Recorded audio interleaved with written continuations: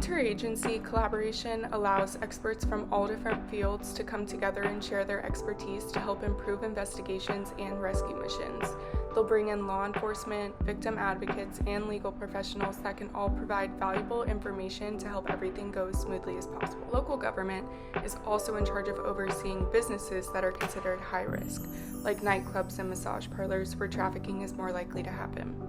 The state police focuses mainly on conducting rescue missions for the victims, and in order to do this, they receive specialized training on the signs of trafficking and how to handle these types of situations. The state government are the ones who ultimately oversee and fund the local services provided by the local government, while also making sure that anti-trafficking laws at the state level are being enforced and people are being protected. They're also in charge of monitoring the labor sectors, ensuring that businesses are following labor laws, which can prevent exploitation. Federal agencies like the Department of Homeland Security, Department of Justice, and the Department of Health and Human Services all lead national anti-human trafficking initiatives that provide victim protections and create large-scale investigations. These also prosecute the individuals that are participating. Agencies like the FBI and ICE approach these matters by dismantling large trafficking networks and collaborate through joint task force to conduct undercover investigations and track all the organized criminal activity. The legal fight against trafficking exists on the state, national, and international levels. Some examples of laws and regulations enacted to combat trafficking are the Traffic Victims Protection Act of 2000, which defines trafficking and provides law enforcement with the authority to prosecute traffickers. It also offers victim services like relief, shelter, and medical assistance. The Justice for Victims Act of 2015 amended the TVPA by strengthening penalties against offenders and expanding law enforcement tools. It also allocated funds to victim services and legal representation. This act also required online platforms to cooperate with law enforcement investigations. Several states have also started to mandate staff training to recognize the signs of trafficking, and will even impose penalties on staff who fail to follow their new guidelines. Advocacy groups and non-governmental organizations have been pushing for stronger protections. For instance, nationwide mandatory training programs, partnerships with law enforcement, and ethical certifications that ensure businesses are not complicit to trafficking. Some notable efforts include the No Room for Trafficking campaign, which targets the hospitality industry, imposing hotels and motels to adopt their anti-trafficking training. For instance, hotel chains like the Marriott and the Hilton. The Polaris Project, which provides research, training, and policy recommendations to combat trafficking in the tourism and hospitality industry.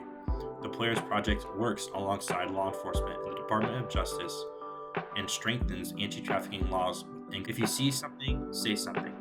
Don't sit by idly when you can make a difference. The United States, a land of breathtaking landscapes and bustling cities, attracts millions of tourists each year. But hidden beneath the surface of this vibrant industry lies a dark reality: human trafficking. Human traffickers strategically exploit the very infrastructure designed for leisure and travel.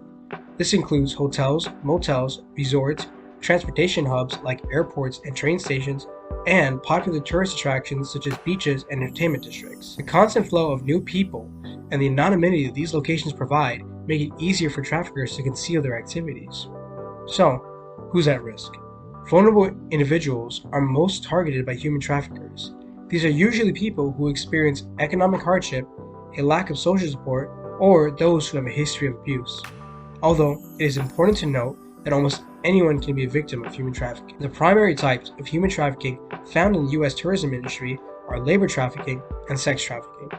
These crimes thrive in the shadows, exploiting the vulnerabilities of those seeking a better life or a moment of escape. Opportunities for labor exploitation are often created by the tourism industry reliance on seasonal and low-wage workers. Migrant workers, especially those who are undocumented, are often targeted by using their fear of deportation to control them. Labor trafficking can be found in places like hotels or resorts where victims are forced into jobs like housekeeping, food service, and landscaping, often with little to no pay. Victims of labor trafficking are subject to long hours, threats of violence, and unsafe working conditions. Runaway youth who are seeking shelter or in search for quick money are also preyed upon by traffickers in major cities or coastal areas. Hotels and resorts also serve as prime locations for sex trafficking, as victims are brought in to meet clients. Large events, like sporting events, Music festivals and conventions can amplify the demand for commercial sex, prompting traffickers to bring in more victims.